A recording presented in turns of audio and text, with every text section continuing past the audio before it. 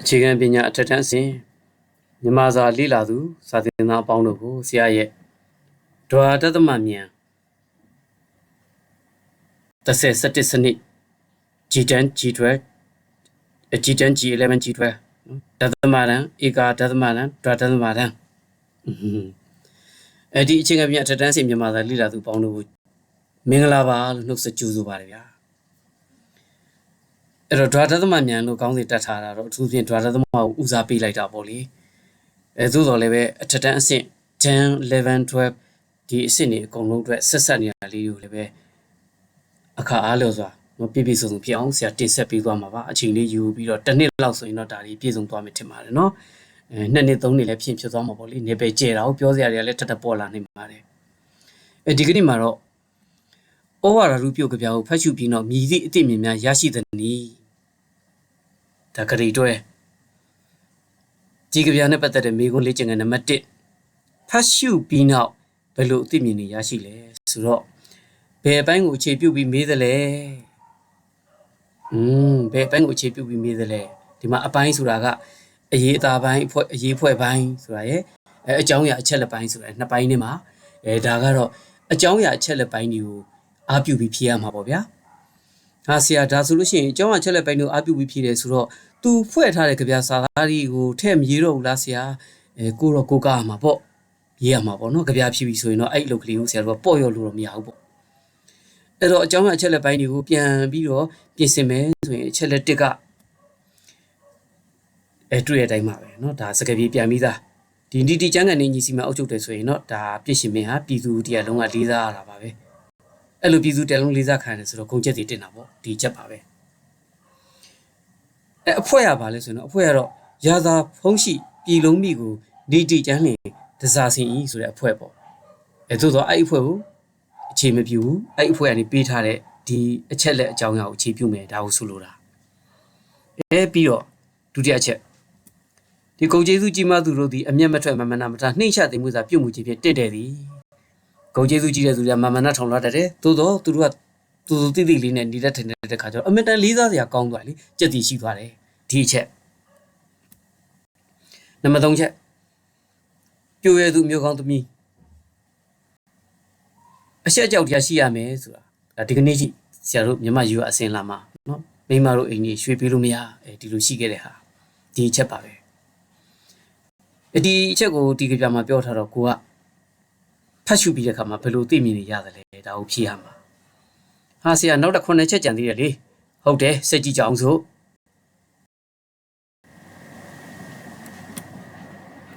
အဲ့တော့အချက်နံပါတ်4ဆိုရင်ဂရိတစ္ဆာချစ်ချင်းမြဲမြံတာဒါဇနီးမောင်နှံတို့ရဲ့ကြက်တည်းဂရိတစ္ဆာချစ်ချင်းမြဲမြံတော့ဘေးပတ်ဝန်းကျင်ကလေးစားအတိမတ်ပြုပြီးတော့သူတို့ပေါ်မှာလိုလားနေတာအမုန်းမထားဘူးဒီလိုမျိုးရက်ကွက်ကသူတို့လေးစားအတိမတ်ပြုတော့ကွာသူတို့ရဲ့ကြက်တည်းဟောရင်သွင်းငယ်အင်္ဂါကြီးတစ်ခုမှာနော်မိသားစုတိုက်တဲ့ဝန်ရှိလေးရင်သွင်းငယ်ရှိဖို့ပို့ပြီးလိုလေးပဲတုတ်တိတွတ်တာနဲ့ပြောတဲ့ရင်သွင်းငယ်လေးရှိတော့အိုးအိမ်ဆဲလေးဖြစ်ပြီးတော့ချမ်းမြေ့ပျော်ရွှင်စရာကောင်းနေတဲ့အချက်6ခဏခက်လို့ဆိုရင်တော့ဒီဒေါက်တာဘွဲရထားတာတို့ဟာဒီလိုပညာရှင်တွေအများကြီးပါပဲဒီလိုပညာရှင်တွေကသူတို့ရယူထားတဲ့ပညာနဲ့ထိုက်တန်အောင်ရေးသားပြုစုဖြန့်ချီဟိုခေတ်ကကြတော့စာသူတွေကကဝိဆိုပြီးတော့ကြပြလင်္ကာတွေပါဖွဲ့ပြီးတော့သူကပြောဆိုလိုတာမှန်သမျှကြပြလင်္ကာတွေနဲ့မှတ်တမ်းတင်ကြတော့တာဘုရားဟောဇတ်တော်တွေပြောချင်တယ်ဆိုရင်ပြုတ်ကြပြကြီးနဲ့မှတ်တမ်းတင်တယ်နောက်နည်းလမ်းမျိုးစုံနဲ့မှတ်တမ်းတင်ကြတယ်လင်္ကာသွားတွေနဲ့လည်းမှတ်တမ်းတင်ကြတယ်ဆုံးမစာတွေပါတယ်နော်ဒါတွေကကဝိတို့ရဲ့လက္ခဏာစက်တည်တည်တယ်မှုပဲပညာရှင်တွေဖြစ်ပြီးဘာမှရေးသားပြုစုခြင်းမရှိဘူးဆိုရင်တော့မမျှဝေဘူးဆိုရင်တော့ဂုံမဲ့တယ်ဂုံမရှိဘူးဒီလိုပြောချင်တာစကားကောင်းမင်္ဂလာရှိတဲ့စကားချိုးသားရမယ်ဟုတ်တယ်စကားဆိုတာချိုးသားရမယ်သို့တော်လည်းပဲမကောင်းတာပြောပြီးချိုးသားဖို့တော့မဟုတ်ဘူးနှစ်လို့ပဲရအကျိုးများဖို့ရစကားလေးပြောပြီးချိုးသားသားနဲ့ဆိုမင်္ဂလာရှိပြီနံပါတ်8လူမွန်ဆိုတာလူကောင်းလူမွန်လူကောင်းသူကောင်းကိုလူကောင်းသူကောင်းဖြစ်ချင်တယ်ဆိုရင်အမျက်ဒေါသပဲကိုချင်းတီလာထိတ်တာပဲပေါ့ရှိမှပြွေသူအမျိုးသမီးပြောခဲ့တော့အရွယ်လုံးသူအမျိုးသမီးကြတော့ဘယ်လိုတော့အရွယ်လုံးသူအမျိုးသမီးလည်းပဲ အသက်အရွယ်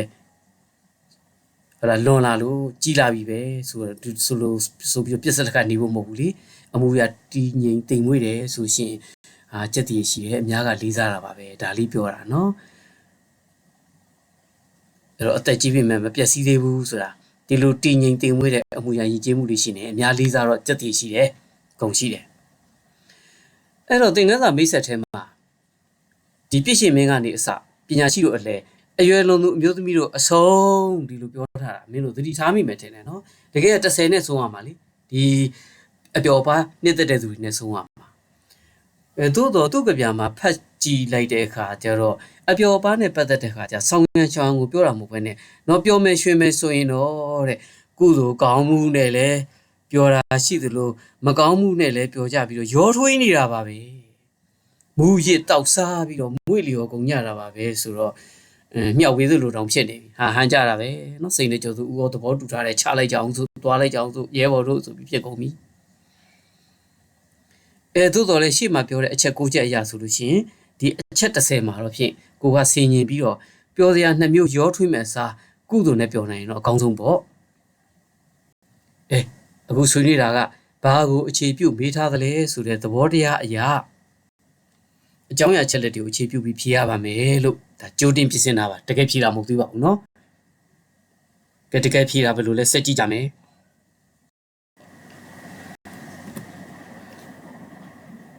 မေကုန်းလေးနဲ့ကိုင်ကြီးတဲ့ဘေကောင်းစီလေးတက်ရပါမယ်ဗျာဒီမှာတွေ့တဲ့အတိုင်းပဲเนาะဘေကောင်းစီနဲ့ကိုင်ကြီးတက်မယ်အဲ့ဒီခါမှာဩဝါဒထုပြုတ်ကြပြားကိုဖတ်ရှုပြီးနောက်အသိအမြင်ရရှိပုံဆိုပြီးတော့ဆရာတို့က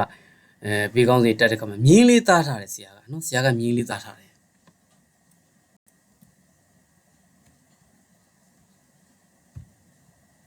အဲ့တော့မြင်းလေးသားထားတာဘာသဘောတော့မဖြစ်မနေသားမှလားဆရာဆိုတော့မြင်းသားချင်းမသားချင်းကြောင့်အမှတ်လျှော့ခြင်းတိုးခြင်းတော့မရှိဘူးလို့ဟလာတရားဝင်ဖြေကြားထားတာရှိတယ်စာရီဆောင်ခေါင်းစည်းတွေမှာမြင်းမသားရင်ဘာဖြစ်တယ်သားရင်ဘာဖြစ်တယ်ဆိုတာနဲ့ပတ်သက်ပြီးတော့လည်းပဲဟလာသက်ဆိုင်ရာပေါမခါတရားဝင်ဖြေကြားထားတာရှိတယ်ဘယ်တော့မှဒီသားချင်းမသားချင်းပုံမှာအမှတ်ပေးစမြင်တော့တတ်မှတ်ထားတာမရှိပါဘူးတဲ့သို့တော့ပေါမခါဆရာကြီးကသူကတရားပြဋ္ဌာန်းချက်တွေမှာဘယ်လိုရှိတယ်ဆိုတဲ့အကြောင်းကိုတော့သူကရှည်ရှည်လဲလဲဖြစ်တော့မှသူတို့ထည့်ပြောမသွားဘူးသို့တော့တလက်စားတယ်မင်းတို့အားလုံးသိနိုင်တာဘယ်သူမှဆိုဆရာဆရာမအားလုံးလေ့လာနိုင်တာကတရားတတ်မှတ်ချက်တွေထဲမှာတော့မြင်းသားချင်းအတိတ်ပဲကိုပြောပြထားရှိတယ်နော်လေးနဲ့စီလူတဲ့အခါမှာခေါင်းစဉ်တွေမှာဘေးခေါင်းစဉ်တွေမှာစာပိုက်စာသားတွေကလေးနဲ့စီလူသောနေရာတွေမှာဆရာတို့မြင်းသားလို့ရတယ်ဆိုတာရှိတယ်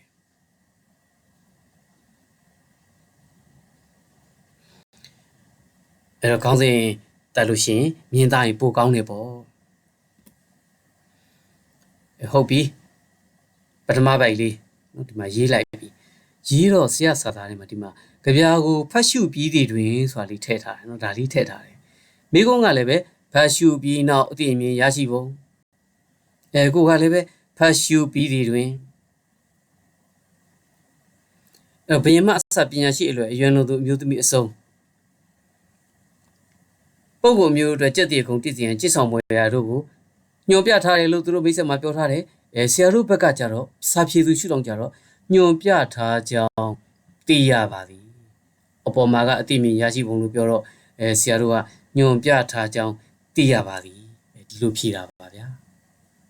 ဒါဆိုနောက်ကကြံတဲ့ဝက်ကြတော့ဒါကစာပိုက်ဖွဲ့ခြင်းအတတ်ပညာသဘောတရားအရာဒီစာပိုက်လေးကိုဆရာတို့ကအနာတတ်ပေးရတာမယ်နော်ဒီဟာတကယ်တော့အဖွင့်ဏီတန်းပိုက်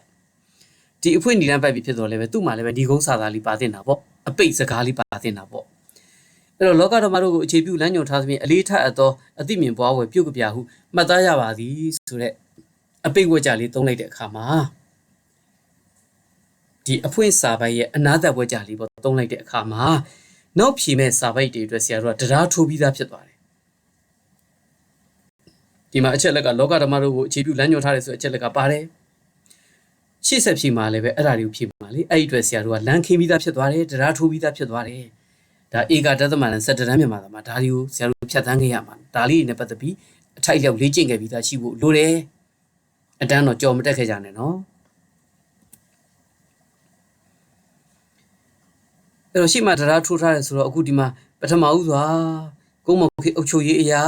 ပြရှင်မင်းကနီတိကျမ်းကညီရှိမှအုပ်ချုပ်မှမင်းကောင်းမင်းမြတ်ဖြစ်ဂုံတင်တယ်အဲ့ဒါလေးကိုကြပြထဲမှာဘယ်နဲ့ဆိုပြီးတော့ညွန်ပြထားတယ်ဒီ မှာဖွဲ့တယ်လို့မသုံးဘူးဘာကြောင့်လဲဆိုဆရာတော်ဖွဲ့တော်ဖြီတာမဟုတ်တဲ့အတွက်အဲ့သုံးလုံးလေးကိုမလို့အပဲမသုံးဘူးရှောင်းတယ်ပေါ့တတ်နေသလားညွန်ပြထားတယ်အကြောင်းအရာချက်လက်ပိုင်းရဆိုတော့ဒီချက်လက်ကိုညွန်ပြတယ်အဲ့ပြန်ကောက်တော့လည်းပဲဒီမှာတဖန်နော်အဲ့ဒါလေးနဲ့ကောက်လိုက်တယ်ပြီးအဖွဲ့စာသားလေးကိုအကိုအကားအနေနဲ့ဖော်ပြပေးလိုက်တယ်ဆရာအဲ့ဒီဂုံရင်အထူးကျေးဇူးရှိသူတို့လူကိုမပြုတော့သမန်မထပဲနှိမ့်ချခြင်းလင်ဆိုတာလေးမပိုင်ကောဘယ်လိုနေမလို့မပိုင်မကောင်းမှုပေါ့ဗျာကြပြဖြီးတယ်ဆိုရှင်ကြပြစာသားလေးတော့ကိုကသိတယ်နော်ပါသိတယ်နော်ပါမပိုကောင်းတယ်အကြောင်းအရာချက်လက်ကိုအခြေခံမှာဖြစ်တော်လည်းပဲကြပြအဖွဲ့ကိုပါသိတယ်ပါကူပါသိတယ်အဲဒီမှာလည်းပဲဟုပြဆိုထားပြန်သည်ဟာဟုတ်ကဲ့ဆရာသဘောပေါက်သွားပြီဖွဲ့ထားပြန်သည်လို့မရေးဘဲနဲ့ပြဆိုထားပြန်သည်ပြီးတော့မှကိုယ့်ရဲ့အသိမြင်လေးတော့ကဆွေးနွေးချက်ကလေးအချို့သူတွေကငွေကြေးရာလူစစ်တန်းတုံလောက်သူ့မှာရှိသွားပြီဆိုရင်ကိုဂုံနဲ့ရှိသွားရင်ကိုငွေကြေးနဲ့ရှိသွားရင်ကိုအမားမှန်ထောင်တာအဲ့တော့အများမြင်မှာကြက်တွေယုံနေတာပေါ့အဲ့လိုမှန်ထောင်တဲ့ခါကျတော့အဲ့တော့ကြပြလိလာသူဟာလာစာတင်သားကိုယ်တိုင်မိမိတို့ကိုယ်တိုင်ကျွန်တို့ကိုယ်တိုင်ထို့သို့မဖြစ်စေရန်ကာလဒေတာအခြေအနေချိကပေါ်ဘူးတီးပြီးကိုသတိချက်မယ်ဒီအတိတရားလေးကျွန်တော်ရသွားပါတယ်ခင်ဗျာဒီလိုအိဗယ်နော်အဲ့လိုဆွေးနွေးရမှာအဲ့လိုလွတ်လပ်ပြောလို့ရပါတယ်နော်ဆွေးနွေးပါကိုယ့်အမြင်နဲ့ဒီလိုကိုယ့်အမြင်နဲ့ဆွေးနွေးပြီးတော့ဆွေးနွေးပုံဆွေးနွေးနည်းလေးတွေတယောက်နဲ့တယောက်တသားလည်းမဖြစ်ပဲအယောင်မျိုးစုံလေးနဲ့ဝေစာနေရမယ်မြန်မာစာအဖြေတောင်းရင်ဆိုတာအဖြေတိုင်းတင်ကြီးတဲ့ဒီလိုတူနေတာတွေကိုတင်ကြီးတဲ့တန်းစီပြီးမြန်မာစာဂုံလူဆိုပြီးထွက်နေတာတကယ်တော့ကြားမကောင်းဘူးနော်အဖြေလေးတွေကတယောက်နဲ့တယောက်အယောင်မျိုးစုံလေးနဲ့ဖြစ်နေပြီးတော့အကုန်လုံးကလှနေရမယ်ထို့ပြင်အပေါ်မှာတဖန်လို့ပြောဒီကထို့ပြင်ရုပ်သွင်းပြထားမိမအောင်မူတီကြားဆော့ချုပ်ရင်းမပေါက်ပဲရှစ်ကြောက်ချင်းလင်းတစားစင်ဤစိတ်ရှိရည်နဲ့ပဲဟုဆုံးမညွန်ပြထားသည်ဒီမှာလည်းပဲသဘောပေါက်ပြီနော်ဖွဲ့စုတယ်လို့မပြောဘဲနဲ့အဲ့လိုလေးပဲပြောလိုက်တယ်ဘာကြောင့်လဲသူကအကြောင်းအရာချက်လက်ကိုအခြေပြုမှာမို့လို့ယင်းနေ့ခေတ်တင်အတူအပြတ်များကိုဖျားစီကုန်းတော်တွေမှာမဝစ်ပါနဲ့တားမြစ်တယ်နေရာတကာမှာပုံနေနဲ့ပါစာရီနဲ့ပါပြောထားတယ်ရွှေတုံဖျားလဲထုံနီးတူပဲအဲ့တော့ဒီကြပြထဲမှာအချက်တရားအကြောက်တရားကိုဟလာသိရမယ်သဘောပေါက်ရမယ်အကြောက်တရားရှိရမယ်ဆိုပြီးတော့ပြောရတာအဲ့တော့အတူအပြတ်မမတွေဒီကနေ့ခေတ်အတူအပြတ်မမတွေဒီစင်းနေကြဆိုဥရောရဲ့အစုံမှာကိုသဘောပေါက်လိုက်ပေါ့နော်စင်ញင်လိုက်ပေါ့တိလိုက်ပေါ့ကိုလည်းပဲသူတို့နဲ့မတိမ်မြင်းပေါ့နော်ဒီမမတွေကိုသွားပြီးတော့ဗဇက်နဲ့တော့သွားပြီးမပြောနိုင်ဘူးပါးချိတ်ခံနေအောင်မယ်နော်စင်ញင်သတိပြုကြအမည်အစုံမှာပြီးဖြစ်ကြောင်းမှတ်သားရပါသည်ဒီလိုလာတာကဘာကြီးကတော့အမျိုးမျိုးဖြစ်နေကြတာပေါ့လေဖက်ရှင်မြင်နဲ့ကြည့်မယ်ဆိုလို့ရှိရင်သို့တော့တို့အရှိရင်ကျေးမှုနော်အရှိတိုင်းရင်ကျေးမှုတဘာဝမှာဒါလေးကခဏိထိထင်းသိရမယ့်အရာဖြစ်ဒီကြပြလည်းပဲ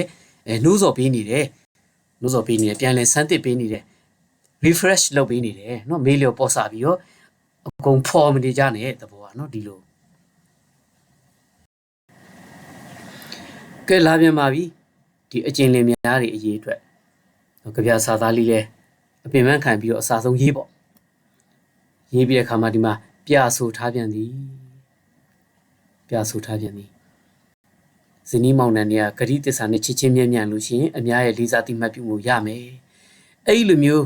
ဂရိတစ္ဆာတည်ကြည်ပြီးတော့ချစ်ချင်းမြဲမြံနေလို့အများကရက်ရွာကလေးစားနေတဲ့အနေထားလေးဒီပင်ကျင်ရမောင်နှံတို့အတွက်ဂုံကျက်တည်လို့ကျွန်တော်သဘောပေါက်သွားပါပြီဗျာဒီကြပြကိုလေ့လာတော့အဲ့လိုမျိုးနားလည်မှတ်သားသိမြင်ခွင့်ရပါပြီခင်ဗျာဒီလိုဖြေတာเนาะအဲ့လိုဖြေတာဆက်အောင်မယ်တစ်ဆက်တည်းမှာပဲနေအိမ်မိသားစုအတိုင်ဝင်တစ်ခုအတွက်အိမ်ကျက်တည်ရတည်စေပဲခလေးတငယ်သားဖြစ်ပြန်သည်ကိုဝင်းကျက်သားကျအိမ်မဝဲကတငယ်သားလေးတစားဆင်းဤအဖွဲ့လေးကိုယူပြီးပြောလိုက်တာပါပဲအဖွဲ့ကိုဖြေတာမဟုတ်တော့လေပဲကိုကလိုက်တာပါပဲ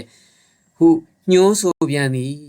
စကားလေးတွေဖလှယ်ပြီးတော့เนาะအမျိုးမျိုးသုံးရတာအေးချက်ကိုလည်းသဘောကျမိပါသည်လက်ခံမှတ်သားဖွယ်ရာအချက်ပင်ဖြစ်ပါသည်ဒီကတော့ဒီလောက်ပဲဆက်မယ်ကြပြတွင်ကျေမြင့်နှံ့သည့်ပညာရှိမှုကဝိပြုံကစက္ကရဏီကြပြတန်ကြိုဖတ်ဆိုခြင်းလင်တစားစင်ဤဟုပြဆိုထားပြန်သည်အတိအတတ်ပညာရှင်ဖြစ်ပါလင်စာပေကျမ်းကရေးသားပြုစုခြင်းနေ့လိုဘွေရာကြပြလင်ကဖွဲ့ဆိုခြင်းဖြင့်ဂုံတီတိစေသည်ဟုနားလေမှတ်သားရပါသည်ဒီမှာနားလေမှတ်သားရပါသည်တဲ့ထပ်ပြောလိုက်သေးတယ်ပညာကိုမျှဝေနိုင်စွမ်းရှိမှကဝိခေါ်ထိုက်သည်ဟုနားလေမိသည်ဒီလိုလေးပေါ့အစဉ်ပြေအောင်ပေါ့ဆရာအတိုင်းတိကျမဟုတ်လေအစဉ်ပြေအောင်ဖြေလေဒီတဲ့ကောင်းတဲ့ဟုတ်လားလက်ခံပေါ်ရာလေးတွေဖြေလေတယောက်နဲ့တယောက်အသွင်ခွဲလေးတွေဖြစ်တော့မြန်မာစာပန်းဥယျာဉ်ကလှပနေဝေးစားနေမှာပေါ့ဗျာအဖြေဥယျာဉ်ကြီးက နော်အဲ့လိုမဟုတ်ဘဲနဲ့အဖြေတစ်ပုဒ်ကိုတနိုင်ငံလုံးကိုဝိုင်းကျက်နေကြမယ်ဆိုရင်တော့မြန်မာစာဆုပ်ယုပ်တာပဲဗျအဲ့တော့နှုတ်မင်္ဂလာစကားမှာကအတာအချိုသူနာလုံးမိတ်ဆိုခြင်းလင်တစားစင်ဟုလမ်းညွန်မိတ်ဆိုပြန်သည်စကားကောင်းဖြစ်စေရန်နာသူနှစ်လိုအကျိုးပေါဝရာကိုချိုးတာဆိုအပ်သည်ဟုသတိပေးထားခြင်းပင်ဖြစ်သည်ဟုတ်တယ်သိပြီးသားရှင်မထရတာဆုံးမတာထဲမှာတယောက်စကားတယောက်နာမခါကြအောင်သတိဆောင်မောင်လို့ဆိုလေပြဿနာသူချိုလာစီအဲ့ဒီသဘောလေးကသိပြီးသားအဲ့ဒီသဘောလေးတွေမှာအခုထပ်ဆောင်ပြီးတော့ဆင်လောင်းပြီးတော့နော်ပေါ်နေလာနေကြပြတွေကစာသားလေးယူရင်ဆင်လောင်းပြီးတော့ထပ်ဆောင်ပြီးတော့ကြက်တီတင့်စီတဲ့အကျိုးတရားကိုရမှာပါချိုးသားသောစကားပြောမယ်ဆိုရင်เนาะအကျိုးလိုလာပြီးတော့ချိုးသားစွာပြောမယ်ဆိုရင်ကြက်တီတင်းနဲ့အဆင့်တန်းရှိတဲ့စကားထပ်မံတည်ပွားရပါတယ်ထပ်မံတည်ပွားရပါတယ်ဒီလိုဖြေတာ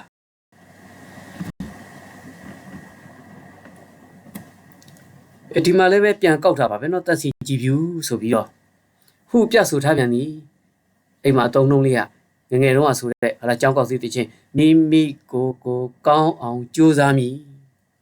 အဲ့တော့မိမိကိုဆိုရင်ကာကြီးလုံးတွေချောင်းရင်ကိုဆိုတဲ့ကံဝိပတ်နဲ့ကိုရမှာလားကိုပြောတဲ့ကာကြီးလုံးတွေချောင်းရပ်လက်တဲ့နဲ့ကိုရမှာလားအိုးအမျိုးမျိုးဖြစ်နိုင်ပြီးတော့ဒွိရတွေဖြစ်မှာဆိုလို့မိမိပြီးတော့အဲ့လိုမိမိကောင်းအောင်ဆောက်ရှောက်လို့သူလူရည်မုံဖြစ်လို့သူအမျက်ကိုမြူမြမပွားမြတ်သောကိုချင်းတီလာထားဒါပဲဒီလောက်ပဲတဖန်ရွှေရင်လုံးနဲ့မိမကြီးကြတော့ပြစ်မထားနဲ့နော်မူယူစိတ်ညင်မွေ့သိမ့်ခြင်းသူ့မူရင်းကြပြမှာမူယူငြိမ်စိတ်မွေ့သိမ့်ခြင်းဒါတကယ်တော့ကာယံအတန်သဘောအရဆိုရင်သူကစာစီတာမှားသွားတာတိုက်ပြီးအဲတာပေါ့မူယူစိတ်ငြိမ်မွေ့သိမ့်ခြင်းလေတစားစင်းဆိုမှကာယံအစဉ်ပြေမှာပေါ့နော်၄၃နှစ်သဘောလေးနဲ့နော်ဟုဆိုညွန်းရာတွင်အရွယ်လွန်သူအမျိုးသမီးပင်ဖြစ်ပါစေအမူအရာတည်ငြိမ်တိမ်မွေ့ယဉ်ကျေးစေမှသာကောင်းမြတ်သောဂုဏ်နှင့်တည်စေမည်ဖြစ်သည်ကိုနားလည်ခွင့်ရပါသည်အမျိုးသမီးကောင်းတို့သည်အရွယ်တိုင်းတွင်ကိုယ်နှုတ်နှလုံးတိမ်မွေ့အပ်သည်ဟုအတိအမြင်ပွားနိုင်ပါသည်ဒီလိုပြောလိုက်တယ်ဒီလိုပဲဖြေရတာပေါ့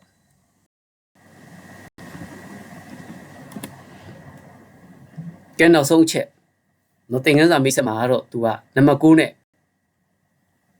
ရေလုံးသူမျိုးသမီးအဆုံးလို့ပြောတာနော်ပျော်ရွှင်လေသူတွေအဆုံးလို့တော့မပြောဘူးနော်သူမပြောတာဒီအချက်ကြောင့်ဖြစ်မယ်ပျော်ရွှင်စလိုနှလုံးကိုမူကုသိုလ်ကောင်းမှုမကောင်းမှုဟုနှစ်ခုရောရာအာသာဆုံးမဲ့နှစ်သက်မှုမမွေးလျော်ခြင်းဆိုတော့နော်ပျော်ရွှင်ရှင်မှာကုသိုလ်ကောင်းမှုမကောင်းမှုနှမျိုးစလုံးကိုရောနော်ပြီးတော့မွေးလျော်ပြီးတော့ဆင်းရဲတယ်လို့ဆိုလိုတာပါပဲတကယ်တော့နော်ဒါပေမဲ့လက်တွေ့လောကကိုကြည့်စမ်းဟုတ်တယ်ဗျာအဲ့ဒီတိုင်းဖြစ်နေတယ်နော်ဖရာပထိုးကိုကြောင်ဇီဒီပူဇော်ဝဲတွေမှာဖရာပွဲလို့ဘယ်လောက်ပဲပြောအကခုံတွေပါတယ်အညိတ်တွေပါတယ်ပြက်ဆက်တွေပါတယ်လောင်းကစားတောင်ပါသေးတယ်နော်တို့ဂရိတ်တွဲတွေကကမ္ဘောဇာသူကြပြမှာဘောဂျိုဖရာပွဲတော့နော်ဟိုအင်္ဂလိပ်ကိုလိုနီခက်ကအဲ့မှာလောင်းကစားတွေတရားဝင်ခွင့်ပြုခဲ့တာဒီကနေ့တော့မသိဘူးနော်အဲ့အတော့စားကြီးလည်းပါတာပေါ့ဗျာအဲ့တော့ကုန်းမောင်ခေတ်မှာလည်းပဲအဲ့လိုပဲဟုတ်တယ်ထင်တယ်ဖြစ်ခဲ့ကြတယ်ထင်တယ်အဲ့တော့ကမောက်ကမမတော်မတက်တွေနဲ့တစားစင်ပျော်မွေ့နေကြတာကိုစိတ်နဲ့ကြုံသူဦးဩကဝေဖန်ထောက်ပြလိုခြင်းဖြစ်မယ်လို့နော်အဲ့လိုဖြစ်မယ်လို့ကျွန်တော်တော့မြင်တာပါပဲဗျာဆိုပြီးတော့ကျောင်းသူကျောင်းသားထင်းထင်းသေးသေးလေးနဲ့ဒီအချက်ကိုနော်အဲ့လိုဖြေတာအဲ့တော့ပြောမယ်ရှင်မယ်ဆိုလို့ရှိရင်မိုးရတောက်စားပြီးလဲပျော်လိုက်ကြပါလို့တိုက်တွန်းတယ်လို့တော့မဟုတ်တော့ဘူးပေါ့ဒီသဘောလေးနဲ့ကိုကဖြေလိုက်တာညှိနိုင်နေဖြေလိုက်တယ်ပေါ့ဗျာနော်အဲ့လိုမူကြဟေးမူကြပြောမယ်ဆိုရင်မူကြတကယ်လောကမှာလည်းပဲ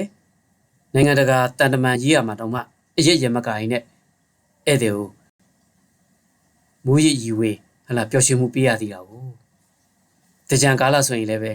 ဒီလိုလေးတွေရှိကြတာဟုတ်လူလောကကြီးမှာနော်ဟုတ်ပြီဆက်ကြမယ်ဆရာတို့အပိတ်ညီကုန်းရောက်ပါပြီအဲ့တော့ဒီမှာဖတ်ရှုပြီးနောက်ဆိုတာလေးဆရာကပြန်ကောက်တယ်နော်ဖတ်ရှုပြီးနောက်ဒီလောကဓမ္မအဆုံးအမတွေကရှေးရိုးအစဉ်လာကြတဲ့မိတ်ဆွေခဲ့ကြတာပါပဲယနေ့ခေတ်ကာလရှိနေတိလည်းပဲအတိတ်ပဲထိမိနေပါတာပဲတက်ရောက်နေတာပါပဲဒီသဘောလေးကိုကျွန်တော်ရဲ့အသိမြင်သဘောရဆိုရင်သတိထားမိရဲ့ဘယ်သူမဆိုသိရှိမှတနာကိုကြစ်ဆောင်အပ်တဲ့ဘဝနေနီးလမ်းညုံမဲ့ဘ ဘဝနေနေလမ်းညိုဆိုတာဒီလိုလေကိုကအုတ်ချုပ်သူကြီးခဲ့နေရဆိုရင်ကြီးခဲ့နေနေပြွေသူမင်းကလေးဆိုရင်လည်းအဲ့လိုနေအရွယ်လွန်သူမျိုးပြီးဆိုလည်းရွယ်လွန်သူမျိုးပြီးနေကအင်္ဂါကြီးမှဆိုလည်းရင်သွင်းငယ်လေးရှိအောင်ကြံဆောင်ကြကိုကအသက်ပညာရှင်အတိပညာရှင်ဆိုရင်လည်းပဲအသက်အတိပညာရှင်ဆိုရင်လည်းပဲကိုယ့်ရဲ့ပညာကိုမျှဝေဒီလိုမျိုးဘဝနေနီးပေါ့ကိုဘဝနဲ့လိုက်ဖက်တဲ့နေနီးအဲ့ဒါကြောင့်မလို့ဩဝါဒထူးလို့ပြောတဲ့အတိုင်းအထူးဩဝါဒ special ဩဝါဒနော်အဲ့လိုအထူးဩဝါဒများအဖြစ်အသိမြင်ပွားလေးလာစီးဖို့ရပါသတည်းဆိုပြီးတော့ပိတ်ပေးလိုက်တာပေါ့ဗျာတော်ရောပေါ့ဒီလောက်ပိတ်တယ်ဆိုလို့ရှိရင်ဒါဆိုရင်နောက်တစ်ခုမှပဲအကြောင်းလဲဆရာဩဝါဒလူပြောရဲ့နံပါတ်3လေးကြံသေးတယ်နော်အရေးအဖွဲ့ခေါင်းများဆိုတာလေးကြံသေးတယ်အဲ့ဒါကိုဆရာဆက်လက်တင်ပြပေးမှဖြစ်ပါတယ်အခုလောလောဆယ်တော့နှုတ်ဆက်ကြအောင်ဆိုဒါကြောင့်မလို့နေရာတကာမှာကောင်းကျိုးပြုပြီးတော့ချမ်းမြေ့ပျော်ရွှင်ပြီးဘေးရန်နဲ့ကင်းကင်းနဲ့ဟလာနေတိုင်းရဖို့ကြိုးဆရာရဲ့ဟလာဒေါ်တာသမမြန်အစီအစဉ်ကနေမေတ္တာပို့ပါတယ်ဗျာပြန်ဆောင်ကြပါအောင်ဆိုတော့မင်္ဂလာပါဗျာ